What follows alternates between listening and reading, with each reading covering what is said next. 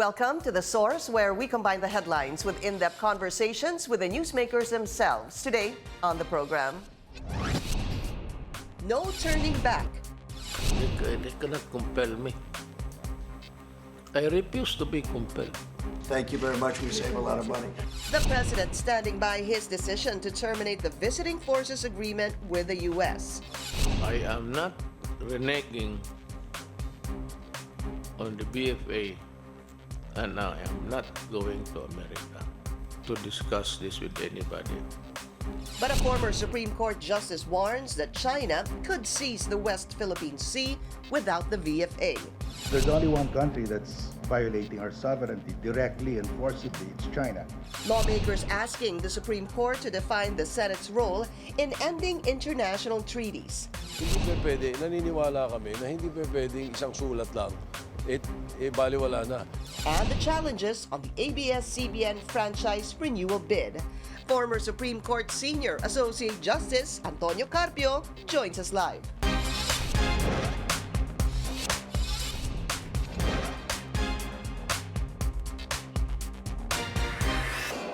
Thank you for joining us. I'm Pinky Webb. Senators are asking the Supreme Court to require the Senate's approval in terminating international treaties. The Senate insists that any repeal of a treaty or international agreement must pass through them. President Duterte unilaterally terminated the visiting forces agreement with the United States. Lawmakers say this decision violates the principle of checks and balances among the three branches of government. Let's go straight to the source of the story. Former Supreme Court Senior Associate Justice Antonio Carpio. Justice, so good to see you again. Thank you for your time. Good morning, Pinky. Four senators, sir, who went to the Supreme Court yesterday. Senators Tito Soto, Trilon, Gordon, Ping Lacson. They filed a petition for declaratory relief and mandamus. Just for your definition of terms, sir, what is a declaratory relief? Declaratory relief is a petition to ask the court to rule on what the law is, but it can be filed only before there is a violation of the law.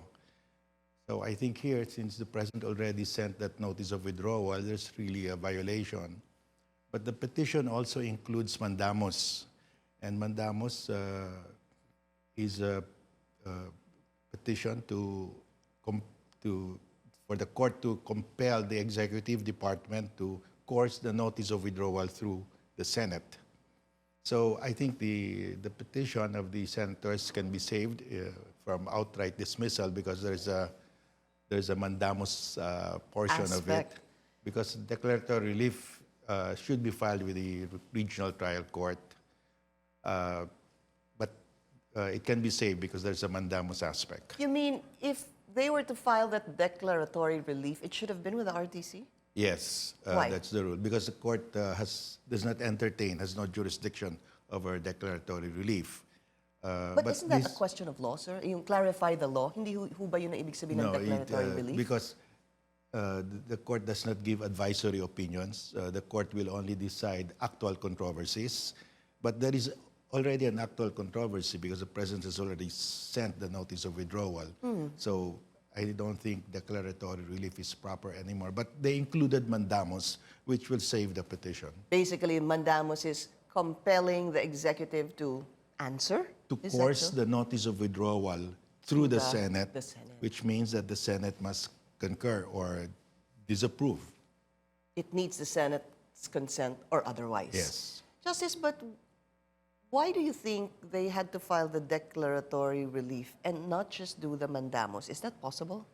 Well, I understand that they that they wanted to be soft on the president, that they didn't want to use the term grave abuse of discretion, because if you file a certiorari and mandamus, you have to allege that the president committed grave abuse of discretion. They were very respectful to the president, but I think the mandamus is enough. I see. So the declaratory relief seems a softer petition. Does that Softer mean that? and it's not really within the jurisdiction of the court. It All should be right. RTC. But they have a mandamus also, so that should save the case. Okay, so let's go to the law, what the law says. Section 21, Article 7 of the Constitution says, no treaty or international agreement shall be valid and effective unless concurred in by at least 2/3 of all the members of the Senate. Justice, this is not new. This is something talked about in the past. First is this. Do you agree that it is silent when it comes to the withdrawal or cancellation? If you talk about Article 7, Section 21 of the Constitution. Yes, it's silent. And so is the Constitution silent in the case of repeals of law? The Constitution says you enact a law by the House and the Senate approving it, and the President, it's submitted to the President for his approval or veto. It's very specific. But when it comes to repeal of the law, it's silent. Because it's basic in constitutional law that a law can be repealed only by a later law. And in fact, it's in the civil code. It says that a law can be repealed only by a subsequent law repealing it, contrary to it. And a treaty is a law because a treaty can repeal a prior law and it can be repealed by a subsequent law. So a treaty is a law, and being a law, it can be repealed only by another law or by the same process, the President withdrawing it and with the concurrence of the Senate. Would it have been easier, Justice, if it just also said in that same article, in the same section, that will also require 2/3 of the concurrence of Senate for any termination or abrogation? Yes, that would have been clearer, but you know, the Constitution cannot provide for all contingencies, and it's very basic. You don't have to put it in the Constitution that a law will continue until repealed. I mean, it's basic. So the treaty is a law, so it continues until repealed by the same process. But then again, what is the practice among, or what does it say in the law when it's silent? How does one interpret the law, Justice, when it's silent? For example, in this case, it's silent on the abrogation or the cancellation. How must we understand it, or Well, how do it's you not- understand it? It's not really, the Constitution is silent, but because it's basic, it didn't have to be written in the Constitution, but it's in the Civil Code. Article 7 of the Civil Code says that law can be repealed only by a subsequent law, and the treaty is a law. Would they beg to argue, though, sir, that maybe a treaty is not a law? Well, a treaty can repeal a prior law, can be repealed by a subsequent law, so it's a law. Plain and simple. Yes. So, sir, you think that because it's silent, it's really just common sense, that's why it remains silent? Is that so? Well, it's so fundamental that you don't have to write it in the Constitution. I see. That's why it seems as if it's common sense. Justice, so simply put, if you were to summarize this petition for declaratory relief and mandamus, what I want to understand is this, is it compelling the President to get the nod of the Senate, or is it asking the Supreme Court to compel the President to get the nod of the Senate, or is it asking the Supreme Court, please clarify, how do you actually cancel any international agreement or treaty? Well, it's the same thing, because if the Supreme Court says that a treaty can be terminated only with the consent of the Senate, then that means the President must get the consent of the Senate now, and that notice of withdrawal has no effect. I see. The thing is, though, I guess the phrase or the word compel could rather be a strong word. In fact, the Senate, the President was having a press conference last night, and he was asked about the BFA and its termination, and he used the word compel. Let's listen to what the President said.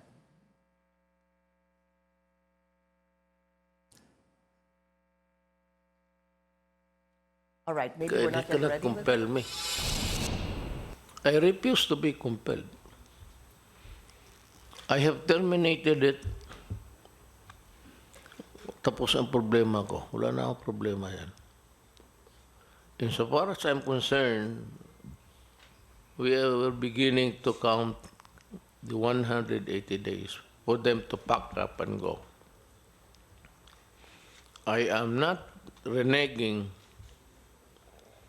on the BFA, and I am not going to America. to discuss this with anybody. They cannot compel me, and I refuse to be compelled. That's the thing, Justice. Can the Supreme Court compel him? Well, the president has taken an oath of office to faithfully comply, execute the law and the Constitution. So he is bound by that. In fact, he is the chief executive. He is the chief implementer of the law, which the primary law is the Constitution. Now, all that the Supreme Court will do is to rule whether Senate concurrence is required or not required. And the Supreme Court does not have to compel him. Okay, I'll give you a scenario, Justice. The Supreme Court says it needs the consent of the Senate. That's their ruling on this. What happens next? The president doesn't move, refuses to act on this. What kind of scenario are we looking Well, at?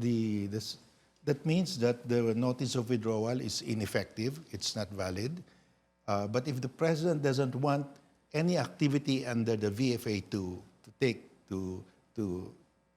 take effect or to be conducted, he will say, okay, no activity whatsoever under the VFA, then it is as if that there's no VFA because he refuses to conduct any activity under the VFA. In the end, he wins because Well, there will be no VFA. In the end, the VFA is still there, but it just doesn't want to do any activity under the There VFA. will be no exercises upon Yes. the orders of the president. Yes, but- so that decision of the Supreme Court stays. That decision stays, the VFA stays, but the president, because he has the prerogative to do it, he can just refuse to conduct any military exercise. Is there anything else somebody can do? In the event, sir, the justices rule that you need the consent of the Senate and they want the visiting forces agreement to continue, is there anything else that can be filed before the Supreme Court to let this happen? Or tapos na po yun? Well, that will be finished already because that means the VFA stands until the Senate concurs, but it's the prerogative of the president whether to conduct any military exercise under the VFA. The question, of course, next, sir, is in the event that they rule favorably on the petition of the senators, how will this affect the petition regarding the International Criminal Court? We'll be talking about that after the break. This is The Source on CNN Philippines. Please stay tuned.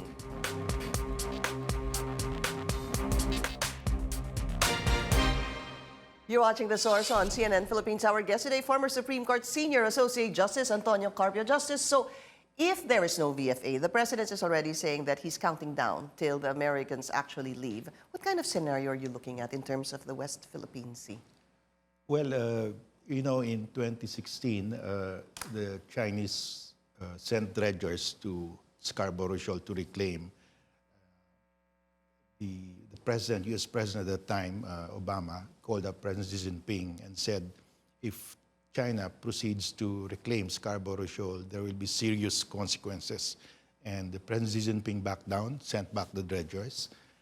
And the following month, there were exercises here under the VFA, Balikatan, and the U.S. sent their Warthog airplanes.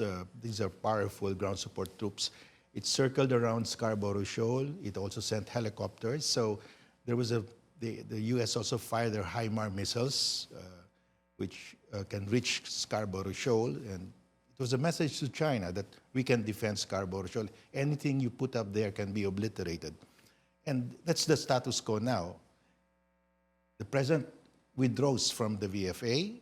In other words, there will be no military exercises anymore. The message to China is, you can do whatever you want in the West Philippine Sea now. But he says otherwise, Justice. He says we're friends with China and we will respect each other. But China doesn't respect that. Look at what China is doing in Pag-asa now. They have sent hundreds of militia fishing vessels swarming around Pag-asa. And in 2017, during the Duterte administration already, China seized the Sandy Cay from us. Sandy Cay is just 2 nautical miles from Pag-asa. So there's no respect at all to our sovereignty, our sovereign rights. What kind of scenario are you looking at once the visiting forces agreement is canceled? What is your biggest fear? Well, China will reclaim Scarborough Shoal, turn it into a naval and air base, just like Mischief Reef, because China needs a triad of air and naval bases in the South China Sea to completely control the South China Sea. Now there is a hole in the northeastern section that's in the Scarborough area where they don't have a missile and fighter jet coverage, but an air and naval base there would plug that loophole. And what happens to us? What happens to the Philippines? Well, that means China will have now the ability to enforce the 9-dash line as their national boundary. We lose our exclusive economic zone in the West Philippine Sea, an area larger than our total land area. How alarmed are you, Justice? That's very alarming because that means we will lose Reed Bank, and Reed Bank is our substitute for Malampaya. Once we run out of gas in Malampaya, there's only one area where we can get the gas as of now. That's Reed Bank. And definitely, we're going to lose that. Well, if China is there, because the objective of China is to establish the 9-dash line as the national boundary of China. With an air naval base in Scarborough Shoal, they can have now the means to control that area, because they control now the southern area, the southern part, southern sector. That's the Spratlys. They lack any air naval base in the northern sector. That's between Philippines and Taiwan. All right. There was a question I asked you before we went on a break. Any decisions, sir, Justice, on the visiting forces agreement, whether it needs concurrence in the Senate or otherwise by the justices of the Supreme Court? Will this be, can you apply this with a petition on the ICC? Yes, it will apply because it's the same principle, whether Senate concurrence is required for withdrawal or termination of a treaty. So the same principle will apply. You don't see any difference in terms of possible, provisions in the VFA and possible provisions in the ICC, or are they really almost exactly the same? There's no difference in terms of ratification, in terms of withdrawal. Ratification, you need 2/3 consent of the Senate. Withdrawal, you need concurrence. We still don't know whether it should be, well, there's no ruling yet, whether it should be majority or 2/3 also. Ano ho dapat ang mauna? On the ICC issue or on the VFA issue? Because the ICC was filed way before the VFA Well, petition was the filed. ICC should be decided ahead, but there's nothing to prevent the Supreme Court from deciding first the VFA. There would be nothing wrong with that. Nothing wrong with that. All right, we'll be taking another short break. This is The Source on CNN Philippines. Please stay tuned.